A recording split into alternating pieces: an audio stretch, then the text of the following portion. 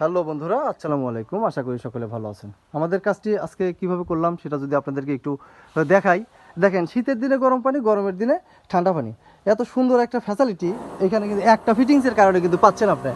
এই একটা ফিটিংসের কারণে শীতের দিনে গরম পানি, গরমের দিনে ঠান্ডা পানি প্রতিটা পাইপ লাইনে চলে যাবে। এই ভবনের যত জায়গায় আনাচে কানাচে সব জায়গাতেই কিন্তু পানি চলে যাবে মোটর চালালেই। তো কিন্তু আসবে না, এটা আর রিটার্ন আসবে না।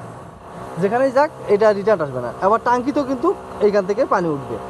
এই লাইনটাই ক্লোজ, এটা এই পর্যন্ত, এখান থেকে আর ব্যাক যাবে না। যারা আমার ভিডিওতে বলছিলেন, আমি এই ফ্যাসিলিটি দিয়ে আসতেছি প্রায় 4-5 বছর হলো। আমি এই ফ্যাসিলিটি দিয়ে আসতেছি কতগুলো ভবনে, যে আমার এলাকায় এটা ভাইরাল কাজ। বাংলা কথা, আমার কাছে এটা ভাইরাল কাজ, আমি এই কাজটাই করি।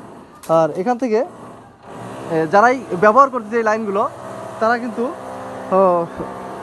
স্যাটিসফাই আর কি। তারা স্যাটিসফাই যে আমরা পানি মোটর চালালে পরেই একটা পানি মোটরের যে ঠান্ডা পানি ধরার জন্য কিন্তু কাকুতি মিনতি করে। এই প্লাস্টার করার টাকা কিন্তু এখন আর হবে না, এটা দীর্ঘদিন পরে প্লাস্টার করবে। এই জন্য আমরা তো কিন্তু লাইনটা দিয়ে দিলাম।